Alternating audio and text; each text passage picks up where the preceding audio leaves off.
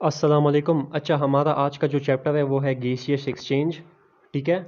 इस चैप्टर में हम लोग 3 टॉपिक्स पढ़ेंगे जो कि मेजर टॉपिक्स है। पहला है गैसियस एक्सचेंज इन प्लांट्स, यानी कि प्लांट्स में कैसे गैसेस एक्सचेंज होते हैं। ठीक है।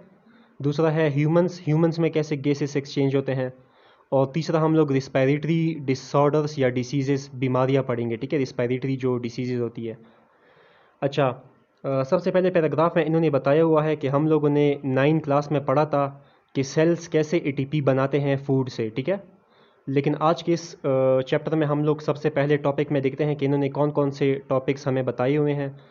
सबसे पहला जो टॉपिक है वो है सेलुलर रिस्पायरेशन। ठीक है। Cellular respiration is the process in which carbon hydrogen bonds in the food are broken by oxidation reduction reactions and the energy is transformed into ATP। कह रहा है कि सेलुलर रिस्पायरेशन वो प्रोसेस है जिसमें food के अंदर जो कार्बन हाइड्रोजन बॉन्ड्स होते हैं। ठीक है।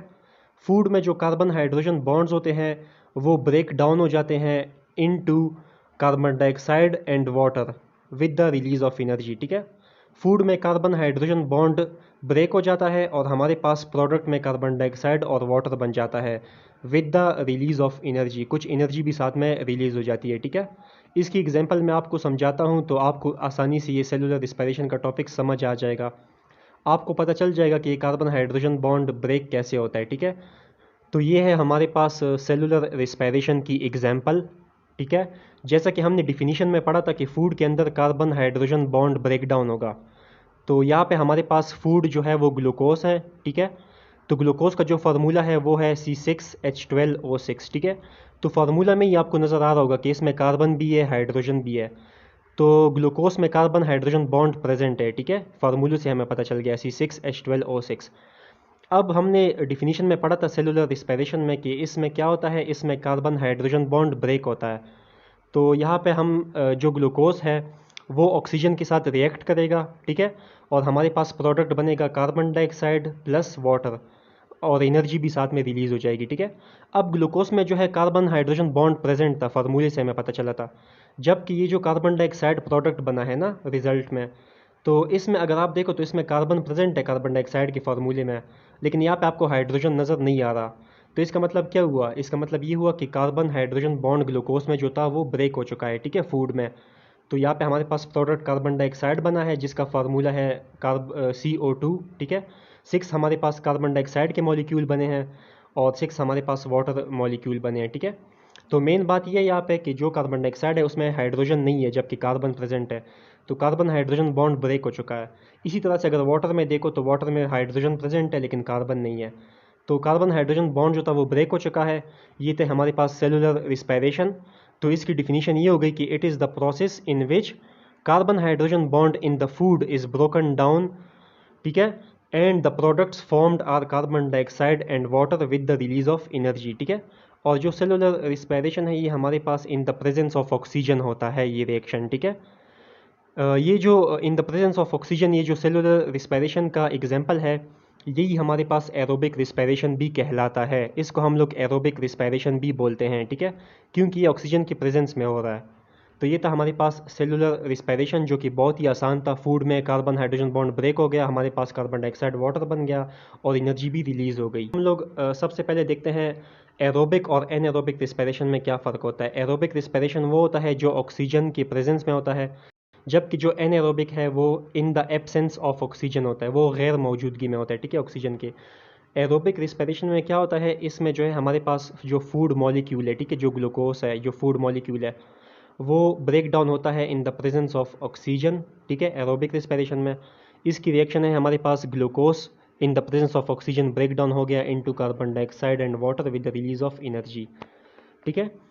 अब ये जो हमारे पास प्रोडक्ट बना है कार्बन डाइऑक्साइड एंड वाटर, ये ग्लूकोज की ब्रेकडाउन से बना है in the presence of oxygen.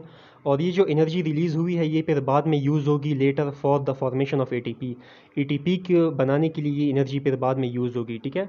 अब जो एनएरोबिक रिस्पायरेशन है वो हमारे पास in the absence of oxygen होता है। ठीक है, उसमें ऑक्सीजन की ज़रूरत नहीं होती एनएरोबिक में। उसमें ग्लूकोज पार्शली ब्रेकडाउन होता है into lactic acid with the release of energy. बहुत कम एनर्जी रिलीज़ होती है एनएरोबिक में। ठीक है, क्योंकि ऑक्सीजन एब्सेंट है, इस वजह से लेस एनर्जी रिलीज़ होगी और लैक्टिक एसिड हमारे पास बनेगा। अगर हम दोस्तों एनारोबिक रिस्पिरेशन को कंपेयर करें एरोबिक के साथ, इन दोनों को हम लोग कंपेयर करें तो हमें पता चल जाता है कि एनारोबिक में ऑक्सीजन एब्सेंट होता है जबकि एरोबिक में ऑक्सीजन प्रेजेंट होता है, ठीक है। एन एरोबिक में लेस एनर्जी रिलीज़ होती है जबकि एरोबिक में काफ़ी ज़्यादा एनर्जी अमाउंट में रिलीज़ होती है, ठीक है। और ये जो एनर्जी है ये फिर एटीपी फॉर्मेशन में यूज़ होती है, एटीपी सिंथेसिस करती है, वो एटीपी जो है वो फिर हमारी बॉडी यूज़ करता है फॉर डिफरेंट एक्टिविटीज़। तो हमें यहाँ पे सेलुलर रिस्पायरेशन का पता चल गया जिसमें कार्बन हाइड्रोजन बॉन्ड ब्रेक हो रहा था। हमें एरोबिक का पता चल गया जिसमें ऑक्सीजन की प्रेजेंस में ग्लूकोज ब्रेक डाउन हो रहा था, ठीक है। और हमें एनारोबिक का पता चल गया जिसमें ऑक्सीजन एब्सेंट था। और इसके अलावा हमें सेलुलर रिस्पायरेशन का भी पता चल गया। अब दोस्तों यहाँ पे इन्होंने एक और टॉपिक का बताया हुआ है जिसका नाम है गैसियस एक्सचेंज। गैसियस एक्सचेंज कौन सा प्रोसेस है? जब हम लोग सांस लेते हैं, ठीक है, ब्रीथिंग करते हैं, सांस लेते हैं, तो ड्यूरिंग ब्रीथिंग हम लोग एयर को इनसाइड मूव करते हैं, तो एयर के साथ जो है ऑक्सीजन भी हमारी बॉडी में इनसाइड मूव हो जाता है, ठीक है, इन बाहर इन्वायरमेंट की तरफ से। और जब हम लोग ब्रीथिंग ड्यूरिंग एक्सपायरेशन जब हम लोग एयर को आउटसाइड मूव कराते हैं, तो जब एयर आउटसाइड मूव होता है तो एयर के साथ कार्बन डाइऑक्साइड भी हमारी बॉडी से बाहर की तरफ आउटसाइड मूव हो जाता है, ठीक है। तो taking in of oxygen and moving out of carbon dioxide, it is called gaseous exchange. इसी को गैसियस एक्सचेंज बोलते हैं, ठीक है। हमने ऑक्सीजन को इनसाइड मूव किया, कार्बन डाइऑक्साइड को आउटसाइड मूव कराया ड्यूरिंग ब्रीथिंग, ठीक है। तो इस प्रोसेस को गैसियस एक्सचेंज बोलते हैं। तो हमें गैसियस एक्सचेंज का भी पता चल गया, ठीक है। The term breathing is used for process through which animals take air in the bodies to get oxygen and give out air to get rid of carbon dioxide। ये वही बात इन्होंने रिपीट की है कि ब्रीथिंग में क्या होता है, ऑक्सीजन हम लोग इनसाइड मूव कराते हैं, कार्बन डाइऑक्साइड को हम लोग आउटसाइड रिमूव कराते हैं, ठीक है। तो the breathing and respiration are not synonymous. कहते हैं कि जो ब्रीथिंग और रिस्पायरेशन है ये एक जैसा प्रोसेस नहीं है, ठीक है, इनमें थोड़ा सा डिफरेंस है। डिफरेंस क्या है? वो ये है कि जो रिस्पायरेशन है वो मैकेनिकल एंड बायोकेमिकल प्रोसेस है। बायोकेमिकल प्रोसेस वो प्रोसेस होता है जिसमें केमिकल रिएक्शन होता है, ठीक है। जैसे कि हमने बताया कि जो ग्लूकोज है वो ब्रेक डाउन होता है, वो रिएक्शन जो हमने पढ़ा। तो रिस्पायरेशन हमारे पास बायोकेमिकल प्रोसेस है और मैकेनिकल भी है, ठीक है। और इसके अलावा जो मैकेनिकल का मतलब, मैकेनिकल लफ्ज़ का मतलब है जो मोशन से रिलेटेड हो, ठीक है। एंड जो ब्रीथिंग है वो it is the only mechanical और physical process of exchange of gas, जबकि जो ब्रीथिंग है वो सिर्फ फिजिकल या मैकेनिकल प्रोसेस है। तो ये हमने पहला जो टॉपिक था, पहला जो पैराग्राफ था वो हमने सक्सेसफुली जो है वो पढ़ लिया है, हमें समझ भी आ गई है इस पैराग्राफ की। तो हमें यहाँ पे सेलुलर रिस्पायरेशन का पता चल गया जिसमें कार्बन हाइड्रोजन बॉन्ड ब्रेक हो रहा था। हमें एरोबिक का पता चल गया जिसमें ऑक्सीजन की प्रेजेंस में ग्लूकोज ब्रेक डाउन हो रहा था, ठीक है। और हमें एनारोबिक का पता चल गया जिसमें ऑक्सीजन एब्सेंट था। और इसके अलावा हमें सेलुलर रिस्पायरेशन का भी पता चल गया। अब दोस्तों यहाँ पे इन्होंने एक और टॉपिक का बताया हुआ है जिसका नाम है गैसियस एक्सचेंज। गैसियस एक्सचेंज कौन सा प्रोसेस है? जब हम लोग सांस लेते हैं, ठीक है, ब्रीथिंग करते हैं, सांस लेते हैं, तो ड्यूरिंग ब्रीथिंग हम लोग एयर को इनसाइड मूव करते हैं, तो एयर के साथ जो है ऑक्सीजन भी हमारी बॉडी में इनसाइड मूव हो जाता है, ठीक है, इन बाहर इन्वायरमेंट की तरफ से। इसी तरह से जब हम लोग सांस लेते हैं ड्यूरिंग ब्रीथिंग, तो हम लोग एयर को आउटसाइड भी मूव करते हैं, ठीक है। तो जब एयर आउटसाइड मूव होता है तो एयर के साथ कार्बन डाइऑक्साइड भी हमारी बॉडी से बाहर की तरफ आउटसाइड मूव हो जाता है, ठीक है। तो taking in of oxygen and moving out of carbon dioxide, it is called gaseous exchange. इसी को गैसियस एक्सचेंज बोलते हैं, ठीक है। हमने ऑक्सीजन को इनसाइड मूव किया, कार्बन डाइऑक्साइड को आउटसाइड मूव कराया ड्यूरिंग ब्रीथिंग, ठीक है। तो इस प्रोसेस को गैसियस एक्सचेंज बोलते हैं। तो हमें गैसियस एक्सचेंज का भी पता चल गया, ठीक है।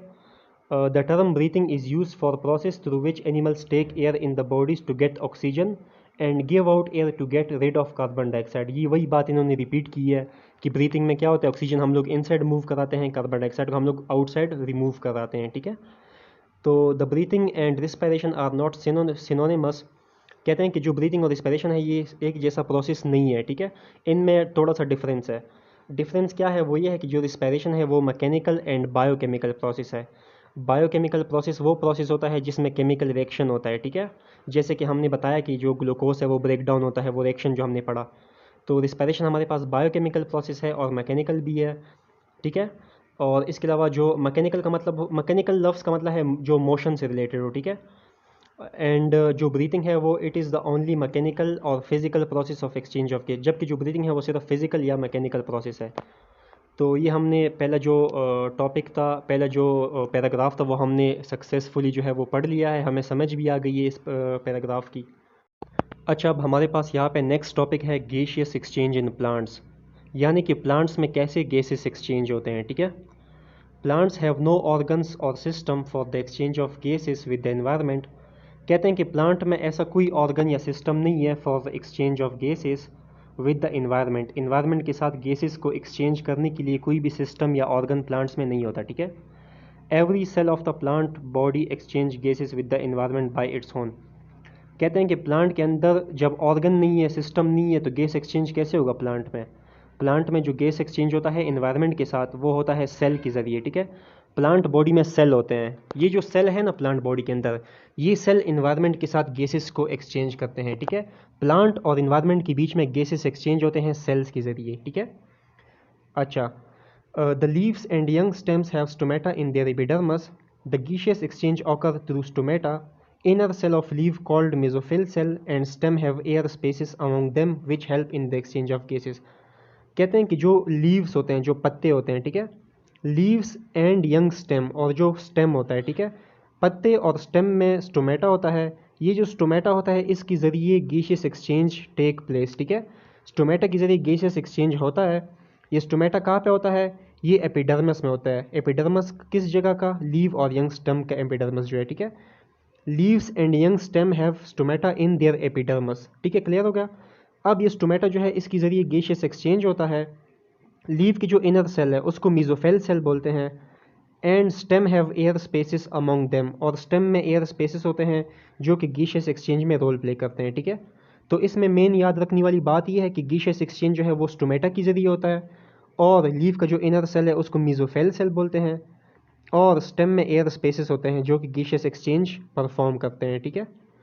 प्लांट में कोई ऑर्गन सिस्टम नहीं है गैसियस एक्सचेंज के लिए, जबकि प्लांट में जो सेल है, सेल वो गैसियस एक्सचेंज करवाता है between plant body and environment, सही। अच्छा, इसके बाद नेक्स्ट पैराग्राफ में बताया है कि leaf cells face two situation, ठीक है। लीफ सेल जो है वो दो सिचुएशन को फेस करता है। लीफ सेल कौन सी सेल है, अभी हमने ऊपर जो पढ़ा, leaf cell, the inner cell of leaf called mesophyll, mesophyll cell जो है, ठीक है। तो मीजोफेल सेल जो है वो दो सिचुएशन फेस करता है। सबसे पहला सिचुएशन है ड्यूरिंग डे टाइम, और दूसरा सिचुएशन है ड्यूरिंग नाइट, ठीक है। तो ड्यूरिंग डे टाइम, दिन के वक्त, mesophyll cell are carrying photosynthesis and respiration side by side. कहते हैं कि दिन के वक्त जो मीजोफेल सेल है, लीव्स के जो मीजोफेल सेल है, वो दिन के वक्त फोटोसिंथेसिस भी कर रहे होते हैं और साथ में रिस्पायरेशन का प्रोसेस भी परफॉर्म कर रहे होते हैं, ठीक है। दोनों प्रोसेस को एक साथ कैरी कर रहे होते हैं साइड बाय साइड, ठीक है। Oxygen produce in photosynthesis is use in respiration. Similarly carbon dioxide produce in respiration is use in photosynthesis. कह रहे हैं कि फोटोसिंथेसिस के प्रोसेस में ऑक्सीजन जो प्रोड्यूस होता है, ऑक्सीजन फोटोसिंथेसिस के प्रोसेस में जो बनता है, ये ऑक्सीजन जो है ये फिर बाद में रिस्पायरेशन के प्रोसेस में यूज़ होता है, ठीक है। हमने थोड़ी देर पहले पढ़ा था कि रिस्पायरेशन में क्या होता है, ऑक्सीजन यूज़ होता है, ठीक है, फूड को ब्रेक डाउन करने के लिए। फोटोसिंथेसिस में ऑक्सीजन बनता है और रिस्पायरेशन में ऑक्सीजन यूज़ होता है, ठीक है। इसी तरह से जो कार्बन डाइऑक्साइड है वो रिस्पायरेशन में प्रोड्यूस होता है, बनता है, और यूज़ जो है वो फोटोसिंथेसिस में होता है। तो दोनों एक दूसरे के ऑपोजिट है, उलट है, ठीक है। ऑक्सीजन कहाँ पे बना है, फोटोसिंथेसिस में। जब फोटोसिंथेसिस में ऑक्सीजन बना है तो यूज़ कहाँ पे होगा, रिस्पायरेशन में यूज़ होगा। अब जो कार्बन डाइऑक्साइड है वो तो बना है रिस्पायरेशन में, ठीक है, हमने पढ़ा था ना रिस्पायरेशन में कार्बन डाइऑक्साइड बन रहा था रिजल्ट में, प्रोडक्ट में। तो ये जो कार्बन डाइऑक्साइड बना है रिस्पायरेशन में, ये फिर यूज़ होगा फोटोसिंथेसिस में। तो दोनों एक दूसरे के ऑपोजिट है, ठीक है, उलट है। हाउ एवर ड्यूरिंग नाइट, अब हमने डे टाइम, दिन के वक्त की बात हमने कर ली, अब देखते हैं कि रात के वक्त क्या होता है। तो during night there is no photosynthesis, रात के वक्त कोई फोटोसिंथेसिस नहीं होता, ठीक है। तो फिर जो लीफ सेल है उसको ऑक्सीजन कहाँ से मिलता है जब फोटोसिंथेसिस नहीं होता। तो leaf cells get oxygen from the environment, environment जो बाहर का जो माहौल होता है, इन्वायरमेंट होता है, ठीक है। तो वहाँ से ऑक्सीजन मिलता है लीफ सेल्स को, और कार्बन डाइऑक्साइड रिलीज होता है थ्रू स्टोमेटा, ठीक है। हमने शुरू में पढ़ा था कि स्टोमेटा के जरिए गैसियस एक्सचेंज होता है, यानी कि ऑक्सीजन इनसाइड आता है और कार्बन डाइऑक्साइड स्टोमेटा के जरिए बाहर रिलीज होता है, ठीक है। तो रात के वक्त सेल को ऑक्सीजन जो है वो इन्वायरमेंट से मिलता है। अच्छा, in woody stems and mature roots, ठीक है। सबसे पहले आपको ये पता होना चाहिए कि वुडी स्टेम्स क्या होते हैं। यहाँ पे आपको इमेज, तस्वीर नज़र आ रही होगी, ठीक है। इसको बोलते हैं वुडी स्टेम, जो कि साइड से इस तरह नज़र आता है, ऊपर से इस तरह नज़र आता है, तो ये वुडी स्टेम होता है, ठीक है, ट्री का। और एंड मैच्योर रूट्स, और ये जो मैच्योर रूट्स होते हैं, ठीक है, ज़मीन के अंदर जो ट्री की जो रूट्स होते हैं, जो जड़ होते हैं, ठीक है, तो इसको बोलते हैं mature roots. In woody stem and mature roots the entire surface cover by bark. कहते हैं कि जो वुडी स्टेम है और मैच्योर रूट्स है, उनके इंटायर सरफेस को कवर किया होता है। किसने कवर किया होता है? बार्क ने। अब ये बार्क क्या चीज़ है, ये भी आपको इमेज में, तस्वीर में नज़र आ रही होगी, ठीक है। ये जो आपको तस्वीर में ये पोर्शंस छोटे छोटे नज़र आ रहे हैं ना, ये ब्राउन ब्राउन के, जो ट्री के ऊपर जो मतलब ऐसे लगे हुए हैं, ट्री को जिन्होंने सरफेस को जो कवर किया हुआ है, ये ब्राउन ब्राउन छोटे छोटे जो पोर्शन है, जिसको आपने अक्सर देखे होंगे, इनको मतलब अक्सर बच्चे जो है वो मतलब अपने हाथ से मतलब तोड़ते भी हैं, ट्री से रिमूव भी करते हैं, ठीक है। तो ये जो छोटे छोटे जो पीसेस है ना, ब्राउन कलर के पीसेस, जो जिन्होंने सरफेस को कवर किया है, ठीक है, वुडी स्टेम के सरफेस को कवर किया है, ठीक है, ट्री के स्टेम को कवर किया है सरफेस को, इसको बार्क बोलते हैं, ठीक है। तो ये कह रहे हैं कि in woody stem and mature roots the entire surface is covered by bark which is impervious to gases और वाटर। ये जो बार्क है ये इम्परवियस है to gases and water. Impervious का मतलब ये है कि ये जो बार्क है ये गैसेस और वाटर की मूवमेंट को अलो नहीं करता, ये गैसेस और वाटर को पास नहीं करता, ठीक है। तो बार्क जो है वो इम्परवियस है to gases and water. However there are certain pores in the layer of bark. कहते हैं कि फिर भी हमारे पास कुछ सर्टन पोर्स होते हैं बार्क के लेयर में, ठीक है। लेयर ऑफ बार्क में क्या होता है? सर्टन पोर्स होते हैं। इन पोर्स को बोलते हैं लेंटिकल्स, ठीक है। अब ये जो लेंटिकल्स है, ये जो पोर्स है, ठीक है, ये लेंटिकल्स एयर को अलो करते हैं टू पास थ्रू देम, ठीक है।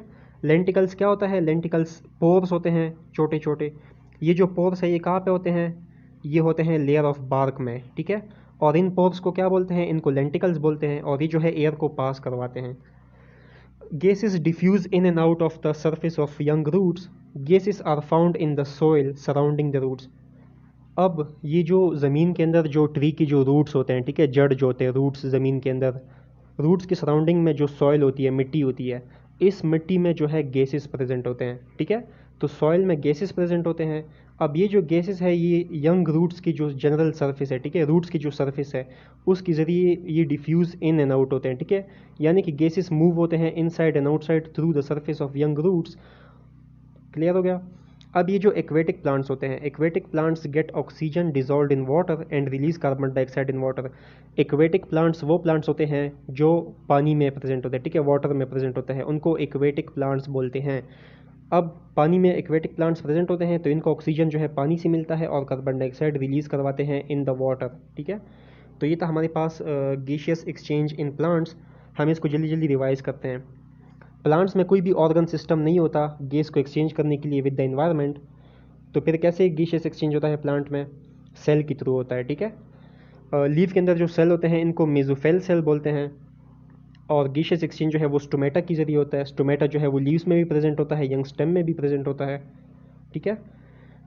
जो ये मेसोफेल सेल जो है ना, लीफ की जो सेल है मेसोफेल सेल, ये दो सिचुएशन फेस करते हैं, एक ड्यूरिंग डे टाइम और दूसरा ड्यूरिंग नाइट। दिन के वक्त जो है मेसोफेल सेल जो है वो फोटोसिंथेसिस भी करते हैं और रिस्पायरेशन भी करवा रहे होते हैं, ठीक है। फोटोसिंथेसिस में क्या होता है? ऑक्सीजन बनता है, ऑक्सीजन फिर जाता है सेलुलर रिस्पायरेशन में यूज़ होता है। कार्बन डाइऑक्साइड जो है वो बनता है सेलुलर रिस्पायरेशन की प्रोसेस में और यूज़ होता है फोटोसिंथेसिस की प्रोसेस में। लेकिन ड्यूरिंग नाइट, रात के वक्त जो है फोटोसिंथेसिस नहीं होती, तो फिर जो है सेल को ऑक्सीजन इन्वायरमेंट से मिलता है और कार्बन डाइऑक्साइड रिलीज़ होता है स्टोमेटा के ज़रिए, ठीक है। इस तरह जो वुडी स्टेम है, मैच्योर रूट्स हैं, उनकी सरफेस को कवर किया होता है बार्क ने। बार्क एयर और गैसेस और वाटर को अलो पास नहीं करवाता, ठीक है। फिर भी जो है बार्क में कुछ पोर्स होते हैं जिनको लेंटिकल्स बोलता है। ये जो लेंटिकल्स है ये एयर को पास करवाते हैं, ठीक है। उसके अलावा जो रूट्स है, रूट्स के सराउंडिंग में जो सॉइल है, सॉइल में जो है गैसेस प्रेजेंट होते हैं। ये गैसेस यंग रूट के जनरल सरफेस के through diffuse in and out होते रहते हैं, ठीक है। और जो पानी के अंदर जो प्लांट्स है, एक्वेटिक प्लांट जो है वो ऑक्सीजन पानी से हासिल करते हैं और कार्बन डाइऑक्साइड को पानी में रिलीज़ करवाते हैं। तो ये था हमारा आज का topic, gaseous exchange in plants. बहुत ही ईजी, बहुत ही सिंपल, ठीक है। अब यहाँ पे हमारे पास जो नेक्स्ट टॉपिक है वो है गैसियस एक्सचेंज इन ह्यूमंस, ठीक है। यानी कि ह्यूमंस में गैसियस एक्सचेंज कैसे होता है। तो humans and other animals the gaseous exchange is carry out by respiratory system. Humans और हायर एनिमल्स में जो गैसियस एक्सचेंज है वो रिस्पायरेटरी सिस्टम की मदद से होता है, ठीक है। We can divide respiratory system in two parts, that is air passageway and lungs. कहते हैं कि जो रिस्पायरेटरी सिस्टम है वो गैसियस एक्सचेंज करवाता है ह्यूमंस और एनिमल्स में। रिस्पायरेटरी सिस्टम के दो पार्ट्स है, एक है एयर पैसेज वे और एक है लंग्स, ठीक है। तो अब हम ये दोनों पार्ट्स स्टडी करेंगे। सबसे पहला पार्ट है रिस्पायरेटरी सिस्टम का, air passage way. Air passage way consist of the parts through which outside air comes in the lungs and after exchange of gases it get out. This passage of air consist of the following parts. कहते हैं कि air passage way consist of the parts through which outside air comes in the lungs. कहते हैं कि वो रास्ता, वो वे, वो पैसेज जिसके ज़रिए एयर आउटसाइड से आता है लंग्स में, और लंग्स में गैसियस एक्सचेंज होने के बाद एयर वापस आउटसाइड मूव हो जाता है, ठीक है। तो इस रास्ते को, इस वे को, इस पैसेज को एयर पैसेज वे बोलते हैं।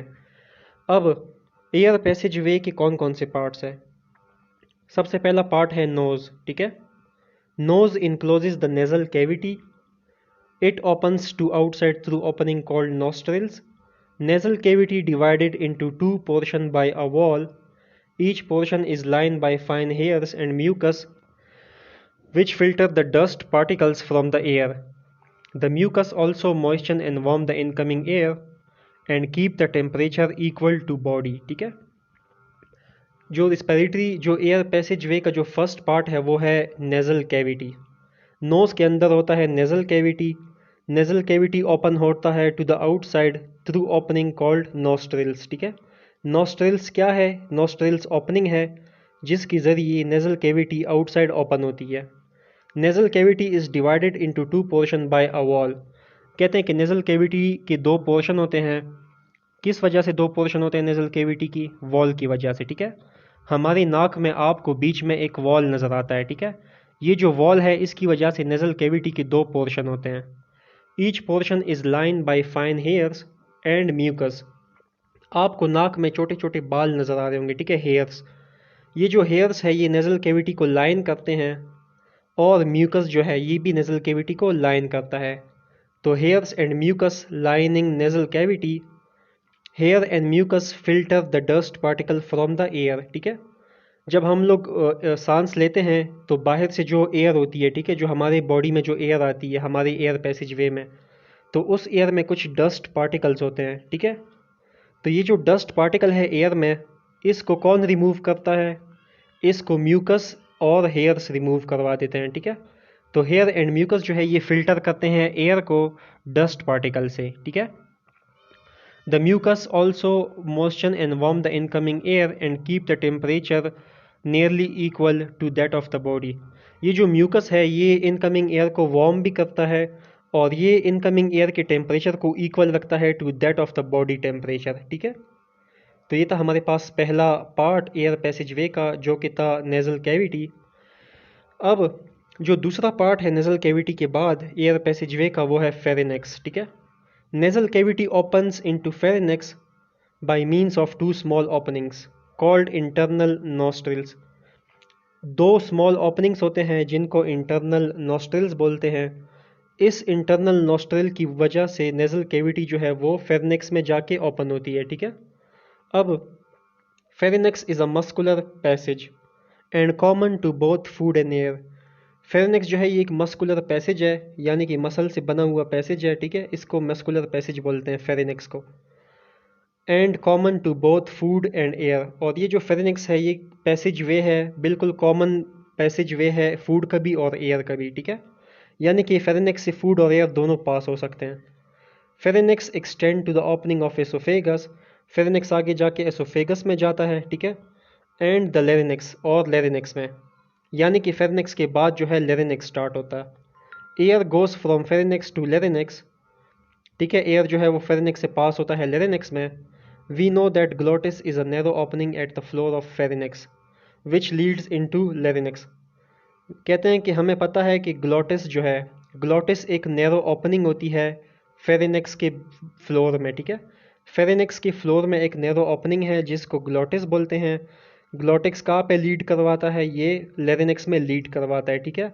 तो जो एयर है वो फेरिनेक्स से इजीली लेरिनेक्स में मूव कर जाता है, पास कर जाता है, ठीक है। अच्छा, अब हमारे पास नेक्स्ट पार्ट है एयर पैसेज वे का, larynx. Larynx is a box made of cartilage. Larynx एक वॉइस बॉक्स है जो कि कार्टिलेज से बना है। It is present between pharynx and trachea. चूंकि लेरिनेक्स जो है वो फेरिनेक्स के बाद स्टार्ट होता है और ट्रेकिया से पहले प्रेजेंट है, तो लेरिनेक्स जो है वो फेरिनेक्स और ट्रेकिया के बीच में प्रेजेंट है, ठीक है। It is also called voice box. Two pairs of fibrous brand called vocal cords are stretched across the larynx. The vocal cords vibrate when the air passes through them. This vibration produces sound. कहते हैं कि लेरिनेक्स जो है वो cartilage से बना होता है। लेरिनेक्स को वॉइस बॉक्स भी बोलते हैं। लेरिनेक्स के अंदर two pairs of fibrous brands present होते हैं, ठीक है। ये जो two pairs of fibrous brands हैं इनको वोकल कॉर्ड्स कहते हैं। जब एयर वोकल कॉर्ड से पास होता है तो वोकल कॉर्ड वाइब्रेट करते हैं। वोकल कॉर्ड की वाइब्रेशन की वजह से साउंड प्रोड्यूस होता है। इस वजह से लेरिनेक्स को वॉइस बॉक्स भी कहते हैं, ठीक है। लेरिनेक्स कंटिन्यू टू ट्रेकिया। अब लेरिनेक्स के बाद अगला पार्ट आता है ट्रेकिया। ट्रेकिया को विंड पाइप भी कहते हैं। ट्रेकिया 12 सेंटीमीटर लॉन्ग ट्यूब होता है जो कि in front of oesophagus present होता है, ठीक है। There are C shape cartilaginous rings in the wall of trachea. Trachea की वॉल के अंदर सी शेप कार्टिलेजिनस रिंग्स होते हैं। ये जो कार्टिलेजिनस रिंग होते हैं ये ट्रेकिया को प्रोटेक्ट करते हैं, ट्रेकिया को बचाते हैं कोलैप्सिंग से, ताकि जो ट्रेकिया है वो कोलैप्स ना हो सके। जब ट्रेकिया के अंदर एयर एब्सेंट हो, एयर ना हो ट्रेकिया के अंदर, तो ट्रेकिया का कोलैप्सिंग का ख़तरा होता है। तो ट्रेकिया को कोलैप्सिंग से बचाने के लिए सी शेप कार्टिलेजिनस रिंग्स जो है ये हेल्प करते हैं, ठीक है। और ये वॉल ऑफ ट्रेकिया में प्रेजेंट होते हैं। On entering the chest cavity, trachea divide into two smaller tubes called bronchi. अब जब ट्रेकिया चेस्ट कैविटी में एंटर होता है तो ट्रेकिया डिवाइड हो जाता है इनटू स्मॉलर ट्यूब्स जिनको ब्रोंकाई कहते हैं। सिंगल ब्रोंकाई को ब्रोंकस बोलते हैं। Bronchi also have cartilaginous plates in their walls. Bronchi में भी कार्टिलेजिनस प्लेट्स होते हैं जैसे कि ट्रेकिया में थे, ठीक है। Each bronchus enter into the lung of its side and then divide into smaller branches. कहते हैं कि ईच ब्रोंकस जो है ना, दो ब्रोंकस है ना, तो जो ईच ब्रोंकस है वो inter into the lung of its side, वो अपने अपनी साइड में जो लंग है उसमें इंटर हो जाता है each bronchus. And then bronchus divides into smaller branches. The bronchi continue dividing in the lungs until they make several fine tubes called bronchioles. जो ब्रोंकाई है वो लंग में जाने के बाद डिवाइड हो जाते हैं इनटू सेवरल फाइन ट्यूब्स जिनको ब्रोंक्यूल्स कहते हैं, ठीक है। अब ये जो ब्रोंक्यूल्स है ये प्रोग्रेसिवली कार्टिलेज को लूज़ करते जाते हैं एज दे बिकम नैरोवर। जैसे जैसे ब्रोंक्यूल्स नैरोवर होते जाते हैं वैसे वैसे जो है कार्टिलेज को लूज़ करते जाते हैं, ठीक है। Bronchioles and as fine tubules called alveolar ducts. अब ये जो ब्रोंक्यूल्स है ये एंड होते हैं एज फाइन ट्यूब्यूल्स की शक्ल में। ये जो फाइन ट्यूब्यूल्स है इनको अलवलर डक्ट्स कहते हैं। Each alveolar duct open into cluster of pouches called alveoli. अब ये जो अलवलर डक्ट है ये क्लस्टर ऑफ पाउचेस में ओपन होता है जिसको अलवलाई कहते हैं। अलवलाई को क्लस्टर ऑफ पाउचेस भी कहते हैं और अलवलाई को सैक लाइक स्ट्रक्चर भी कहते हैं, ठीक है। ये जो अलवलाई है, ये जो सैक लाइक स्ट्रक्चर अलवलाई है, ये ह्यूमन बॉडी में क्या काम करता है? अलवलाई का काम होता है रिस्पायरेटरी सरफेस बनाना ह्यूमन बॉडी में, ठीक है। Each alveoli is a sac like structure lined by single layer of epithelial cell. कहते हैं कि अलवलाई को किस चीज़ ने लाइन किया है? अलवलाई को single layer of epithelial cells ने लाइन किया होता है। Alveoli is bound on the outside by a network of capillaries. कहते हैं कि आउटसाइड की तरफ कैपिलरीज होती है जो कि अलवलाई के साथ बाउंड हुई होती है, ठीक है। तो जो गैसेस है वो अलवलाई से इजीली पास हो जाते हैं कैपिलरीज में। Pulmonary artery from the heart containing deoxygenated blood enter the lungs and branches into arterioles and capillaries which surround the alveoli. Then the capillaries join to form venules and venules form pulmonary vein. कहते हैं कि heart से जो deoxygenated blood होता है, heart से deoxygenated blood जो है वो पल्मोनरी आर्टरी के ज़रिए लंग्स में आता है, ठीक है। ये जो पल्मोनरी आर्टरी है ये लंग्स में जाने के बाद डिवाइड होती है इनटू आर्टेरियोल्स, आर्टेरियोल्स डिवाइड होते हैं इनटू कैपिलरीज, कैपिलरीज डिवाइड होते हैं इनटू वेन्यूल्स, वेन्यूल्स हमारे पास पल्मोनरी वेन फॉर्म करते हैं, ठीक है। द पल्मोनरी वेन जो है it carries oxygenated blood back to the heart. अब ये जो पल्मोनरी वेन बन चुका है ये फिर ऑक्सीजनेटेड ब्लड को वापस हार्ट की तरफ लाता है, ठीक है। ये दो बातें हमेशा याद रखनी है।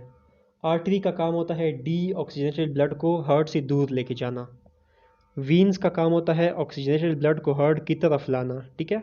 आर्टरी डी ऑक्सीजनेटेड ब्लड और वीन्स ऑक्सीजनेटेड ब्लड को हार्ट की तरफ लाना, आर्टरी का हार्ट से दूर लेके जाना डी ऑक्सीजनेटेड ब्लड, ठीक है। ये दो बातें याद रखनी है। अच्छा, अब इसको इजीली याद कैसे करना है, इसको याद ऐसे करना है। सबसे पहले पल्मोनरी आर्टरी जो है वो आर्टेरियोल्स में डिवाइड हुई, आर्टेरियोल्स कैपिलरीज में, कैपिलरीज वेन्यूल्स में, वेन्यूल्स पल्मोनरी वेन में, ठीक है। तो अगर आप इसको अपने साथ 2-3 दफ़ा इस तरह मतलब बार बार बोलेंगे तो आपको याद हो जाएगा। जैसे pulmonary artery, arterioles, capillaries, venules, pulmonary vein, pulmonary artery, arterioles, capillaries, venules, vein, pulmonary vein. इस तरह आपने बार बार रिपीट करते जाना है, आपको ये याद हो जाएंगे, ठीक है। आर्टरी का काम होता है हार्ट से दूर लेके जाना डी ऑक्सीजनेटेड ब्लड को, और पल्मोनरी वेन का काम होता है हार्ट की तरफ लाना ऑक्सीजनेटेड ब्लड को, ठीक है। तो ये था हमारे पास एयर पैसेज वे जो कि रिस्पिरेटरी सिस्टम का फर्स्ट पार्ट था, ठीक है। ये हम क्या पढ़ रहे हैं, ये हम gaseous exchange in humans topic पढ़ रहे हैं, जिसमें हमारे पास पहला था एयर पैसेज वे। एयर पैसेज वे में हम लोगों ने नेजल कैविटी देखा, फेरिनेक्स देखा, लेरिनेक्स देखा, ट्रेकिया देखा, ब्रोंकाई देखा, ठीक है, अल्वोलाई देखा हमने, ब्रोंक्योल्स देखे। अब इसका दूसरा पार्ट है गैसियस एक्सचेंज इन ह्यूमंस का दूसरा पार्ट, वो है लंग्स, ठीक है। All the alveoli on one side constitute a lung, ठीक है। कहते हैं कि लंग्स के अंदर अल्वोलाई प्रेजेंट होते हैं, अल्वोलाई से एक स्ट्रक्चर होता है। There is a pair of lungs in thoracic cavity, pair का मतलब होता है दो, ठीक है, एक पेयर में दो चीज़ें होती है।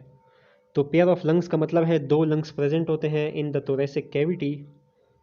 The chest wall is made up of 12 pair of ribs, कहते हैं कि हमारा जो चेस्ट वॉल है वो 12 पेयर्स ऑफ रिब्स से बना होता है। चूंकि एक पेयर में 2 रिब्स होते हैं तो 12 पेयर्स में 24 रिब्स हो गए, ठीक है।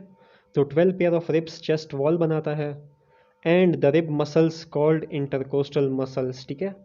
और जो रिब मसल है जिसको इंटरकोस्टल मसल्स कहते हैं, ठीक है। रिब मसल को क्या कहते हैं, रिब मसल को इंटरकोस्टल मसल कहते हैं। ये जो इंटरकोस्टल मसल है इनको भी 12 पेयर ऑफ रिब्स ने बनाया होता है, ठीक है। A thick muscular structure called diaphragm is present below the lungs. Lungs के नीचे एक thick muscular structure होता है जिसको डायफ्राम कहते हैं। Left lung is slightly smaller and 2 lobes. Right lung is bigger with 3 lobes. कहते हैं कि लेफ्ट लंग छोटा होता है और इसके 2 लोब्स होते हैं, जबकि राइट लंग बिगर होता है और उसके 3 लोब्स होते हैं। अब देखो हार्ट जो है ना, हार्ट वो लेफ्ट साइड पे प्रेजेंट होता है ना, तो जो लेफ्ट लंग है वो इस वजह से साइज़ में छोटा होता है, ठीक है। लेफ्ट लंग के 2 लोब्स होते हैं जबकि राइट लंग के 3 लोब्स होते हैं। लंग्स स्पॉन्जी होते हैं, इलास्टिक होते हैं। लंग्स के अंदर ब्लड वेसल्स होते हैं जिनको पल्मोनरी आर्टरीज एंड वीन्स कहते हैं, ठीक है। Pulmonary artery and pulmonary Wien उसको बोलते हैं जो लंग के अंदर जो ब्लड वेसल्स होते हैं। पल्मोनरी आर्टरी हार्ट से डी ऑक्सीजनेटेड ब्लड को अवे लेके जाना और पल्मोनरी वीन का काम हार्ट की तरफ लेके आना, ठीक है, ऑक्सीजनेटेड ब्लड को।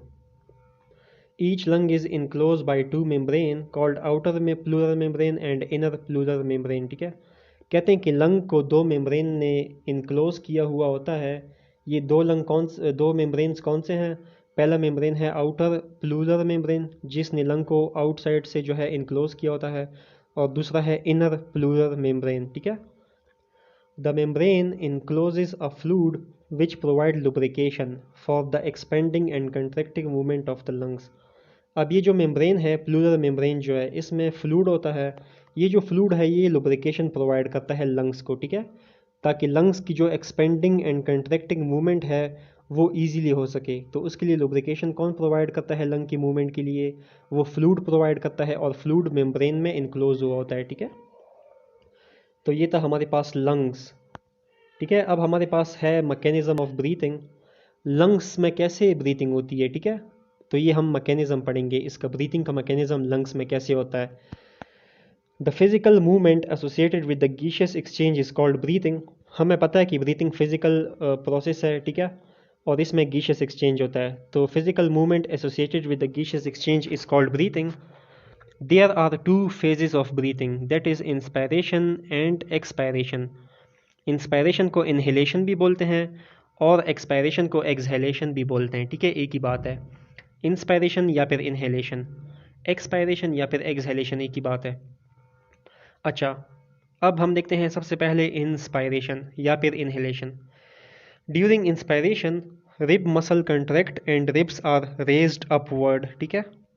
कहते हैं कि हम जब सांस लेते हैं तो during inspiration rib muscle contract होते हैं और रिब मसल जो है वो ऊपर की तरफ रेज होते हैं, ठीक है। एट द सेम टाइम, और उसी वक्त सेम टाइम पे जो डायफ्राम है, डूम शेप डायफ्राम, वो भी कंट्रैक्ट हो जाता है और वो लोअर हो जाता है। रिब्स अपवर्ड रेज हो गए और डायफ्राम लोअर हो गया, ठीक है, during inspiration. These movement increase the area of thoracic cavity which decreases the pressure of on the lungs, ठीक है। तो जब रिब्स अपवर्ड मूव होते हैं और डायफ्राम लोअर होता है तो इन मूवमेंट की वजह से thoracic कैविटी का एरिया इंक्रीज हो जाता है। जब भी एरिया इंक्रीज होगा तो ये बात याद रखना है कि जब भी एरिया इंक्रीज हो तो हमेशा प्रेशर डिक्रीज होगा, ठीक है। एरिया और प्रेशर इन्वर्सली रिलेटेड है, ठीक है, इन्वर्स रिलेशन है एरिया और प्रेशर का। तो thoracic कैविटी में एरिया इंक्रीज हो गया तो लंग्स में प्रेशर डिक्रीज हो जाएगा। जब लंग्स में प्रेशर डिक्रीज होगा तो जो एयर है वो आउटसाइड से मूव कर जाएगा इनटू द लंग्स, ठीक है, ताकि आउटसाइड और इनसाइड द लंग जो प्रेशर है वो इक्वल हो सके बोथ साइड्स पे, ठीक है। तो ये था हमारे पास इंस्पायरेशन या फिर इनहेलेशन। अब जब एक्सपायरेशन होती है तब क्या होता है, तो ड्यूरिंग एक्सपायरेशन और exhalation after the gaseous exchange in lungs impure air is expelled out in exhalation. कहते हैं कि एक्सहेलेशन या फिर एक्सपायरेशन में जो एयर है वो बाहर की तरफ एक्सपेल आउट हो जाता है, ठीक है, बाहर की तरफ एक्सपेल हो जाता है, रिमूव हो जाता है एयर। अब ये तो इंस्पायरेशन का ऑपोजिट है। वहाँ पे क्या हो रहा था इंस्पायरेशन में, वहाँ पे रिब्स अपवर्ड रेज हो रहे थे, तो एक्सपायरेशन में रिब्स जो है वो वापस रिलैक्स हो जाएंगे और अपने ओरिजिनल पोजीशन में आ जाएंगे, ठीक है। इसी तरह से जो डायफ्राम वहाँ पे लोअर था तो इस एक्सपायरेशन के केस में डायफ्राम रिलैक्स हो जाएगा और वापस डूम शेप में चला जाएगा, ठीक है। This reduces the space in chest cavity. अब यहाँ पे जो चेस्ट कैविटी में जो एरिया है वो डिक्रीज हो जाएगा, ठीक है। जब एरिया डिक्रीज हुआ तो प्रेशर लंग्स में इंक्रीज हो जाएगा। जब लंग्स में प्रेशर इंक्रीज होगा तो इंक्रीज प्रेशर की वजह से जो एयर है वो पुश हो जाएगा, बाहर की तरफ पुश आउट हो जाएगा, ठीक है, लंग से एक्सपेल आउट हो जाएगा। Humans breathe 16 to 20 times per minute in resting, ठीक है। ड्यूरिंग रेस्टिंग, जब हम लोग कोई काम नहीं करते, मतलब आराम से रेस्टिंग सिचुएशन में बैठे होते हैं, तो ह्यूमंस जो है वो 16 to 20 टाइम्स ब्रीथिंग करते हैं पर मिनट। जबकि ड्यूरिंग एक्सरसाइज, जब हम लोग कोई काम करते हैं, एक्सरसाइज करते हैं, तो फिर क्या होता है, उस केस में ब्रीथिंग रेट जो है वो 30 to 40 times per minute increase कर जाता है, ठीक है। The rate of breathing is controlled by respiratory system in the brain. कहते हैं कि हमारे ब्रेन में एक रिस्पिरेटरी सेंटर होता है ब्रेन में। ये जो रिस्पिरेटरी सेंटर है ब्रेन के अंदर, ये ब्रीथिंग रेट कंट्रोल करता है, यानी कि ब्रीथिंग रेट को ये इंक्रीज भी करा सकता है, डिक्रीज भी करा सकता है, ठीक है। ये रिस्पिरेटरी सेंटर जो है ब्रेन में, respiratory centre is sensitive to the concentration of carbon dioxide in blood. कहते हैं कि अगर ब्लड में कार्बन डाइऑक्साइड की कंसंट्रेशन ज़्यादा या कम हुई तो फिर रिस्पिरेटरी सेंटर जो है वो फिर ब्रीथिंग रेट को इंक्रीज या डिक्रीज करेगा, ठीक है। अगर ब्लड में कार्बन डाइऑक्साइड ज़्यादा हो गया, यानी कि कार्बन डाइऑक्साइड की कंसंट्रेशन ज़्यादा होगी, ठीक है, कंसंट्रेशन का मतलब होता है अमाउंट, तादाद। अगर कार्बन डाइऑक्साइड की कंसंट्रेशन ज़्यादा होगी ब्लड में तो रिस्पिरेटरी सेंटर क्या करेगा, ये फिर ब्रीथिंग रेट को इंक्रीज़ कर देगा, फिर हम जल्दी जल्दी रैपिडली जो है हम लोग सांस लेंगे जल्दी जल्दी, तो कार्बन डाइऑक्साइड जो है वो, जो ज़्यादा कार्बन डाइऑक्साइड है वो जल्दी जल्दी हम लोग बाहर की तरफ रिमूव आउट कर देंगे सांस के साथ, ठीक है। तो इस तरह से जो है रिस्पिरेटरी सेंटर इंक्रीज़ और डिक्रीज़ करता है उसको क्या कहते हैं, ब्रीथिंग रेट को।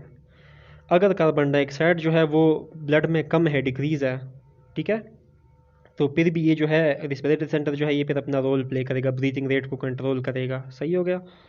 अच्छा, respiratory centre send message to the rib muscle and diaphragm to increase the rate of breathing so that excess carbon dioxide present in the blood can be remove out of the body. वही बात है जो अभी मैंने बताई है।